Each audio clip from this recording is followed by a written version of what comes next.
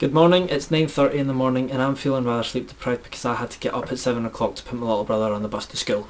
Seriously, I guarantee this video is going to be infested with yawns, but I'll edit them out. Today's my day off as well.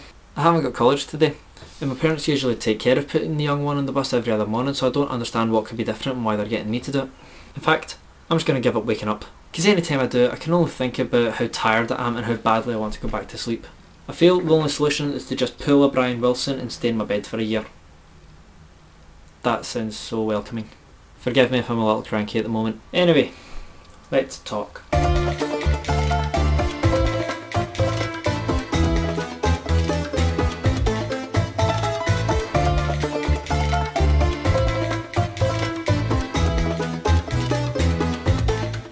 Okay, so the last video I did was on Friday, so I'm going to talk about what's been happening since then.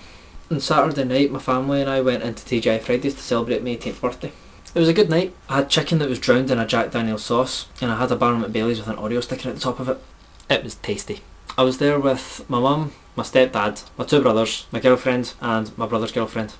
It was a good crowd. But the highlight was probably when the waitress came over with free birthday cake for me, told me to stand up, announced really loudly to the whole restaurant that it was my birthday, and got everyone there to sing happy birthday to me. It was a really nice surprise. In fact, all the people at TGI Fridays are really nice. So nice that they even made me feel guilty at the fact that it wasn't actually my birthday. My birthday's the next Monday coming up, but because we could only go on that Saturday, my mum told TGI Fridays that that's when my birthday was, just so that we could get free desserts. It would have been free cocktails, but the licensing law doesn't allow that in Scotland. So yeah, we were supposed to be getting free desserts, but they forgot about the page that we printed off that confirmed it and ended up charging us for our desserts anyway. No one bothered to correct them because we didn't want to hang about any longer, so I ended up having to go through the guilt of lying about my birthday for nothing. Well, the free cake was good. Still, it was a good night. Now, let's talk about something else. Or someone else. I'm going to take this moment to talk about my friend Gillian from college. By special request, obviously. I don't just talk about people when I feel like it. If you want me to mention you in a video, then you have to ask me. So anyway, I don't actually know what to say, so I'll just give you a background check on her. She's from Cumbernauld. She's doing the same HNC television course as me. She's only 16, making her the youngest person in the course. One of her favourite movies is Eternal Sunshine of the Spotless Mind. She hates Nicolas Cage, and her nickname is Bam Bam. I don't know, something about being blonde and destructive. I only remember that because that's what I've named my banjo. She also quite recently got a strange obsession with chickens, just because she managed to catch one on camera during our group's video project. And on that segue we go right into talking about chickens. Chickens are birds. Chickens are feathery. Chickens are cool. Chickens are tasty. Okay, I think that's that covered. Oh wait, I can take this moment to talk about Mike the Headless Chicken. I know that probably sounds really strange, but let me explain. On 10th of September 1945, the plump young cockerel from Fruita, Colorado had his head cut off and was ready to be roasted and served for dinner that night by his owner, Lloyd Olson. But incredibly, the axe had missed the jugular vein and left enough brainstem attached to the neck for the chicken to survive, even thrive. He became a national celebrity, touring the country and appearing in Time and Life magazines. Olson charged people 25 cents to come and meet Mike the Headless Chicken in sideshows across the USA.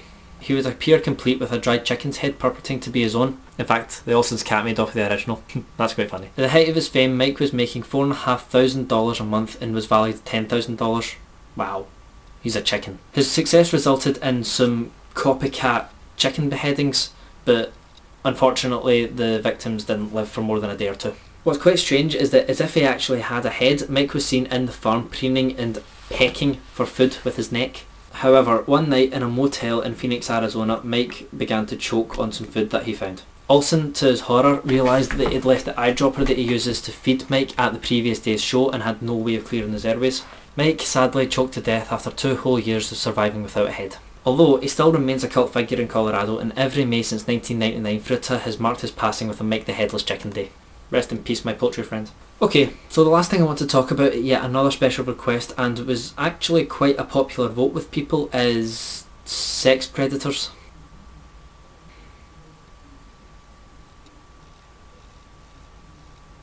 Sex predating is bad. Don't do it. Yeah, that's all I really need to say on that. Okay, I've been talking for far too long now, so I'm going to wrap this up. My college payments are finally coming through, and now I've got about £800 or so sitting in my bank account, so I'm away to buy a rail card, apply for a provisional driving licence, get a debit card, and buy a load of entertaining stuff that I've always wanted. So, thanks for watching, and I'll speak to you soon.